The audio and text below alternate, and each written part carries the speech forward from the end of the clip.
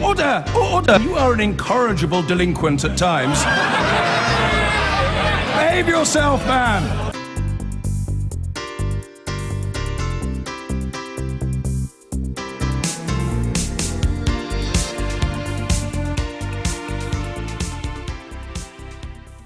Now, Ken Clarke is one of the big beasts of British politics. The jazz-loving, cigar-smoking pro-European has just published his memoir, looking back on nearly half a century in Parliament and his roles in the cabinets of 3 Conservative Prime Ministers. When we met up earlier this week, I asked him first about his origins as a scholarship boy from a working-class Nottinghamshire family and his relationship with his father.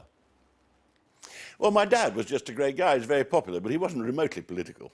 I'm sure he voted Labour in 1945, but probably was voting Conservative by the end of his life, but he just followed my political moves. He was quite surprised and pleased that I was suddenly getting so political.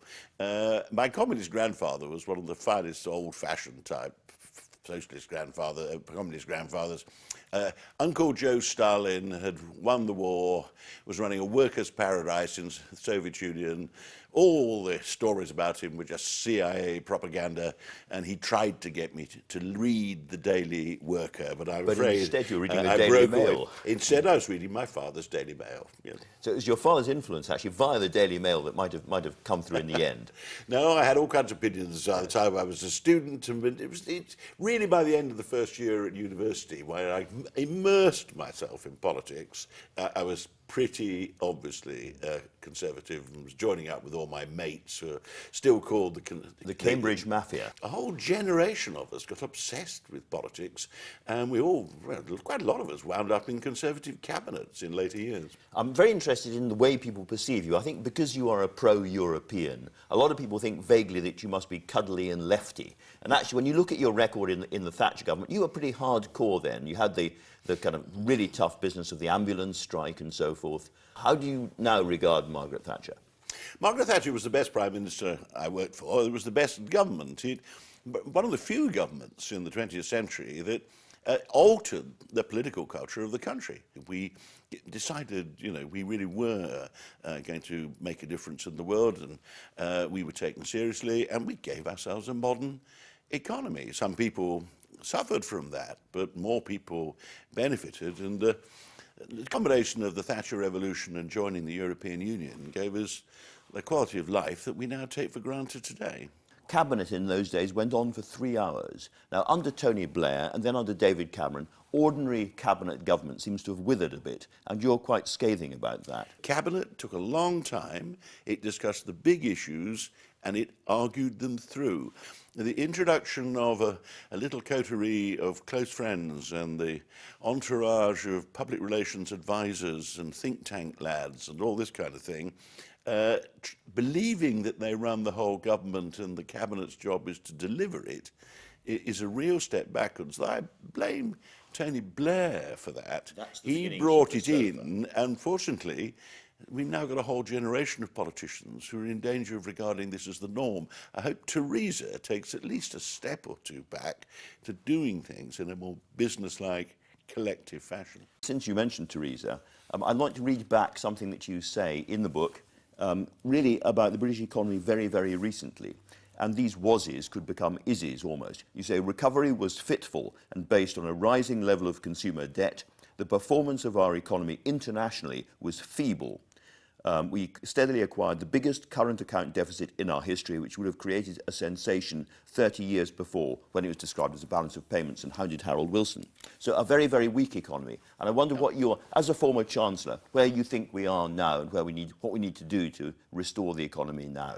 Well, I stand by that. I think that does describe where we are now. We don't want to get carried away by the idea that ever onward and upwards and the problems of 2006, 2007 are all over, and they're not the only problems.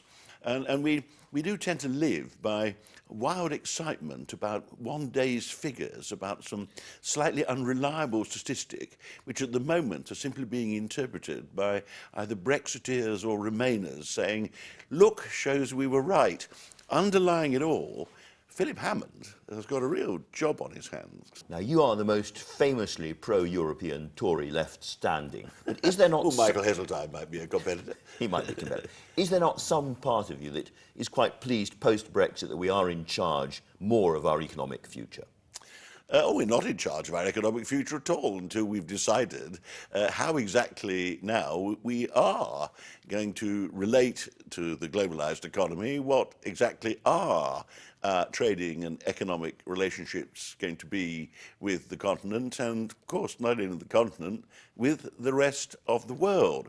And you're talking me into an awful lot of gloom for a morning programme when we should be cheering people up, but at the moment, although I don't take too much notice of short-term market movements, the reason the pound keeps zooming south is that absolutely nobody has the faintest idea what exactly we're going to put in place of membership. And of course, the first thing being, are we going to keep free access to the European market where almost half of our exports go at the moment? So it's the idea we're in control of events, but we mustn't rush to conclusions. The decisions this government makes about what is our relationship with the rest of the world now, politically and economically, will make a huge difference to our children and grandchildren. You can't make great speeches saying how marvellous free trade is, as Liam Fox does, and then say, but actually we're completely pulling out of the single market. Nor can you say that was decided by the referendum, because I do not think that in the entire referendum campaign anybody remotely addressed this rather esoteric subject of what exactly are our trading relationships with markets in the rest of the globe. And we're talking in the aftermath of the referendum, and you say in the book that it was the single most disastrous decision by David Cameron of any British Prime Minister, I think, in your lifetime. And it's pretty strong words. There was a big split inside the Conservative Party, and he held it for party management reasons. To have one big, simple question determining hundreds of other questions, or raising them, about our future role in the world, and reducing it all to an argument about will house prices crash and will it cost your household money if we leave, or will millions of Turks be arriving here to molest our women folk if we remain in? I don't think that is the way to put so much at risk.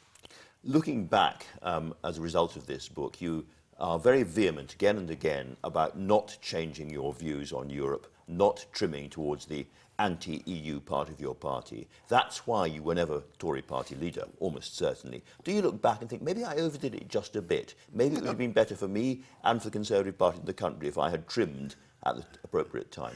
Well, I mean, you're making me sound rather a sort of dogmatic. I entered politics when I had made my mind up what kind of politician was.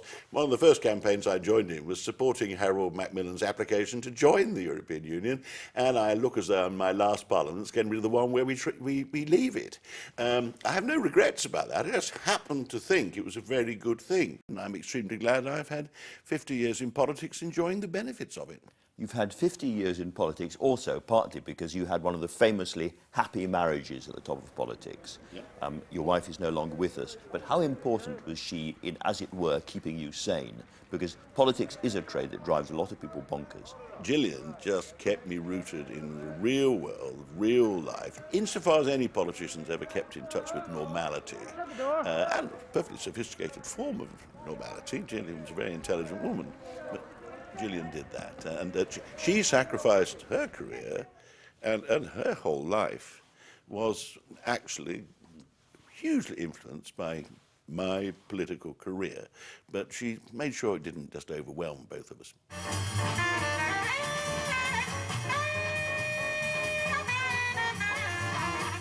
And alongside Gillian, jazz. Every single chapter in this book relates to a jazz record that you love. And without jazz, how would life have felt? How important is it to you? Well, again, there's another thing that stops me thinking that politics is the be-and-all and end of everything. Jazz is the only music that actually occasionally has moved me, and nor always diverts me. I like going to a night at the opera and all that once in a while, but I don't take it seriously, and I baffle my friends because I do and did take seriously the days when I used to go and listen to Miles Davis, who is the origin of the title Kind of Blue to the book. Kind of Blue. I've been getting away with it all